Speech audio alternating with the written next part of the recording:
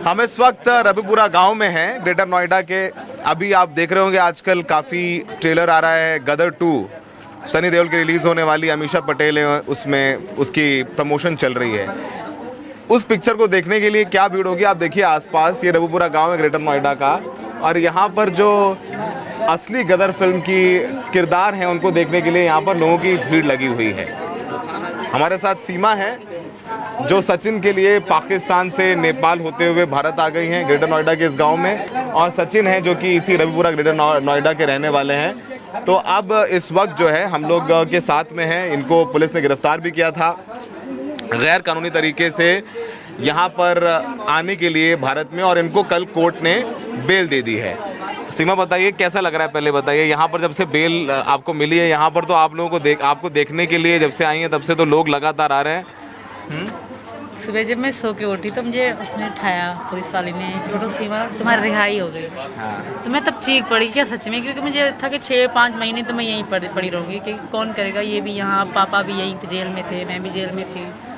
तो उम्मीद daily newspaper तो पढ़वाती थी किसी न किसी से, पर उम्मीद नहीं थी कैसे हो जाएगा। तो खुशी की कोई हद ही नहीं थी मेरी तो। और यहाँ देखने वाले इतने लोग आ रहे हैं आपको, हैं? अच्छा लग रहा है, बहुत खुश हूँ मैं। बहुत खुश हैं आप? सर मैं यहीं रहना चाहती हूँ, बस आप लोग मेरे लिए हेल्प कर दो कि मैं यहाँ रहूँ, यहाँ से मुझे कोई भी वापस ना भेज सके।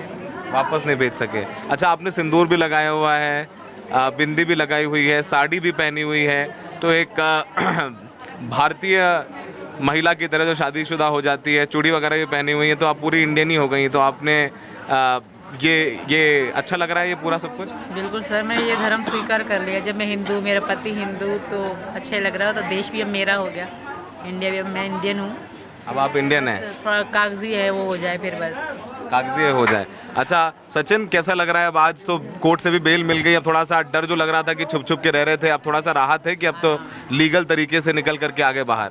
ना जी सर, बहुत अच्छा लग रहा है। हमें बहुत खुशी भी है कि हम दोनों यहाँ पर बैठे हैं, हमारी बेल भी हो गई। अच्छा लग रहा है? बहुत अच्छा लग रहा है। और समाज से तो सपोर्ट मिल रहा है खूब? जी सर, सबसे सपोर्ट मिल रहा है। सब क्या कह रहे हैं आकर के आपको? सब बस यही कह रहे हैं, ठीक है तुम ठीक रहो, बस खुश रहो, सही है, बस ये कह रहे हैं। और क्या, आशीर्वाद दे रहे हैं बस। बड़े बूढ़े जो बुजुर्ग आ रहे हैं, जो भी आ रहे हैं यहाँ से, मुस्लिम आ रहे हैं, हिंदू आ रहे हैं, सब वो आशीर्वाद सर पे हाथ धर धर के आशीर्वाद दे दे कर जा रहे हैं। अच्छा सीमा, जब आप लोगों की बात हुई तो जब आप प्लॉट भी बेच दिया आपने, सबको नेपाल तक आ गए, डर नहीं लगा आपको? डर लगा था सर, बहुत लगा था, और बहुत थक भी गई थी बहुत ज़्यादा। जब ये बीमार भी हो गए थे, इतना मतलब बुरा सफ़र था हमारा, बहुत लंबा सफ़र था, बहुत लंबा। पाकिस्तान से कहाँ? पहले दुबई? दुबई 11 घंटे बैठे रहे, ना सो सके ना कुछ। वहाँ चेयर है पर बैठे रहे फिर भी। फिर 11 घंटे वहाँ बैठने के बाद फिर पहुँची नेपाल सुबह 11 की सुबह को। फिर वहीं से पोखरा से फिर यहाँ तक का सफ़र बहुत मुश्किल था। बहुत मुश्किल था। डर भी लग रहा होगा कहीं पासपोर्ट ना चेक कर? बहुत ज़्यादा मैं घबराई हुई थी मन में बहुत, और बार बार वहाँ नेपाली औरतें थी, उनको हिंदी आती थी, उनसे बार बार पूछ रही थी क्या क्या चेक करते हैं, क्या क्या चेक करते हैं। तो इसी डर के कारण मेरे क्योंकि थैली भर गई थी, वो टिकट वगैरह थी ना, मैंने टिकट कहीं फेंक दी थी। बाकी सिर्फ जो आधार कार्ड, पासपोर्ट, ये मैंने सोचा आगे काम आएंगे फ्यूचर में, तो वो मैंने धरा। सचिन, जब आप साथ में लेने गए थे, उनको घर में बता के गए थे कि कहाँ जा रहे हो, क्या कर रहे हो? कहाँ पर सर? जब नेपाल गए थे इनको लेने? नेपाल लेने नहीं गए, नहीं आए? यहाँ पे मैं आई थी। आप अकेले आ गई? हाँ, ये पहली बार हम नेपाल मिले थे, सेकेंड टाइम मैं खुद अकेली आई थी। नेपाल कब मिले थे पहली बार? 10 मार्च को। 2023 10 मार्च को हम नेपाल में पहुंचे थे। 10 मार्च को सुबह को मैं पहुंचा था, सुबह को ये पहुंची थी शाम को। तो हम 7 दिन वहां पर रहे थे। हमने 13 मार्च को वहां पर पशुपतिनाथ मंदिर जाकर वहां पर शादी भी करी थी। शादी करने के बाद उसी दिन से इसने हिंदू धर्म अपना लिया था। फिर 7 दिन हम रहे थे। रहने के बाद बस ये अपने यहाँ पर चली गई, मैं अपने यहाँ पर आ गया। आने के बाद बच्चे नहीं थे, अकेली आई थी। मैंने बोला मैंने बच्चे वहाँ पर तेरा कोई भी नहीं है, तो बच्चों को साथ लेकर आइए आपके जो अब आवे। तो इसने बोला ठीक है कोई बात नहीं है। फिर भी अलग होने का, फिर भी रो कर हम जैसे भी यानी कि अलग हुए। वहाँ पर चली गई है। जाने के बाद फिर दिल में एहसास हुआ कि मैं तेरे बगैर नहीं रह पाऊँगी। फिर इसने मई में 10 मई की टिकट करवाई। टिकट कराने के बाद और 10 मई को ये वहाँ से कैसे चली, दोबारा वीज़ा लगवा कर लगवाने के बच्चे के सबके। तो ये 13 मई की यहाँ को पहुँची थी। हाँ 13 मई आ गए आप अपना दुबई से नेपाल, नेपाल से बस से दिल्ली, और दिल्ली में आप लेने आए? दिल्ली में नहीं था, ये हमारा जो जेवर टूल टैक्स पड़ता है, जेवर टूल टैक्स से आ गए यहाँ पर ही। यहाँ पर है फलेदा कट। फलेदा कट मैंने उसको ड्राइवर को, बस वाले को बोल दिया था कि यहाँ पर फलेदा कट है, जेवर टूल टैक्स से आगे फलेदा कट है, वहाँ पर आपको गाड़ी रोक देनी है और मैं आपको वहीं मिलूँगा। वहाँ से आप ले आए इनको यहाँ? वहाँ से हम ले आए, हमने कमरा किराए पे ले रखा था। हम किराए पे वहाँ पर रहने एक महीने से एक महीना कुछ दिन रहे थे। उसके बाद ये कहती थी कि हम शादी करेंगे कोर्ट के तरफ से या वो उसकी तरफ से। तो मैंने कहा हो जाता है बच्चे स्कूल जा सके ना। बच्चे स्कूल जाने के लिए इनका आईडी कार्ड चाहिए था, आधार कार्ड बच्चों का, और वो बना नहीं था इंडिया का। तो मैंने कहा कुछ तो करो, घर भी जाना है। मैं क्या अकेली बोर हो जाती मैं रह के वहाँ कमरे में बंद बैठ के, तो अच्छा मन सा ना लगता था। पुलिस कैसे आई? तो वकील के पास हम वकील के पास गए थे शादी करने, बुलंदशहर, कागज पासपोर्ट सब चीज़ दिखाया था, सब चीज़ दिखाया था।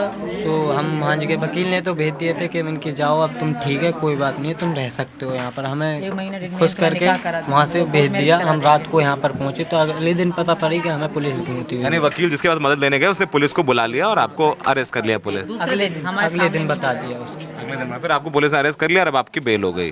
जी सर। हाँ, शायद अच्छा था ये हमारे लिए। ये अच्छा हो गया। आप डर के नहीं रहना, आप तो खुल्लम खुल्ला आप अपना बैठिए, बात करिए, बात करिए आराम से। अच्छा, अब आगे का क्या है? देखिए, मैं जहाँ पे बात कर रहा था परिवार वालों से, इनकी आर्थिक स्थिति उतनी अभी ठीक नहीं है। आपके परिवार वालों से बात कर रहे थे, शायद आप पाकिस्तान में ज़्यादा बेहतर आर्थिक स्थिति रही होगी आपकी, तो यहाँ पर अक्सर जो है बता रहे थे आपके परिवार वाले कि अक्सर ये हो जाता है कि खाने के लिए भी नहीं हो पाता है कभी कभार, तो यहाँ कैसे एडजस्ट करेंगे आप? पहले ही मुझे उन्होंने बता रखा था मैं रह लूँगी। मैंने कहा जो तुम खाओगे वो मैं खाऊंगी, तुम ना खाओगे तो हम भी भूखे, एक जैसे रहेंगे, जैसे रह लेंगे।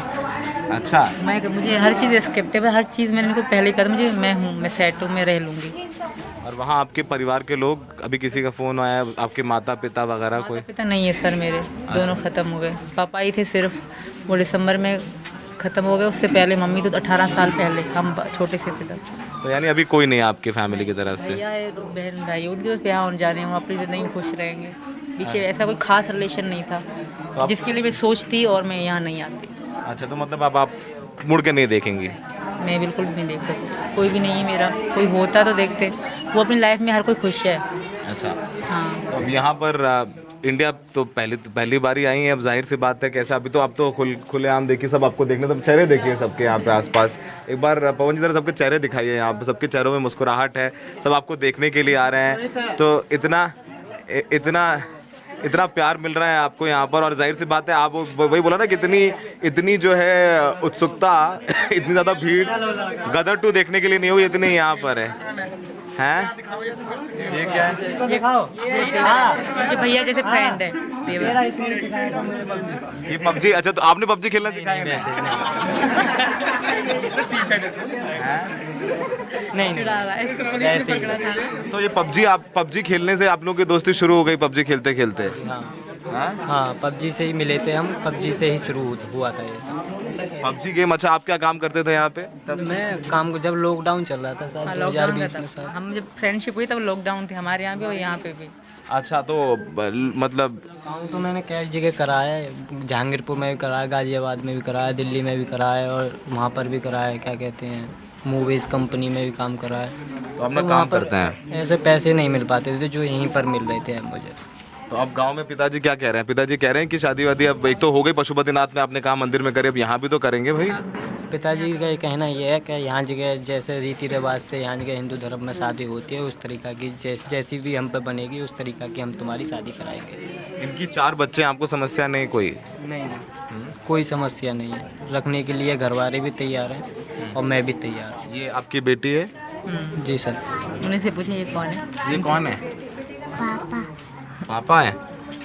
तो और आपके वो जो शौहर वहाँ वाले, वो उनका कुछ नहीं, उनका कुछ आपने लीगल डिवोर्स लिया, क्या किया अभी? वहाँ लीगल यही है, उस तलाक हो गई तो हो गई, हमारे इस्लाम ज़्यादा माना जाता है। तो आपने उनको मैसेज क्या फ़ोन पे बता दिया?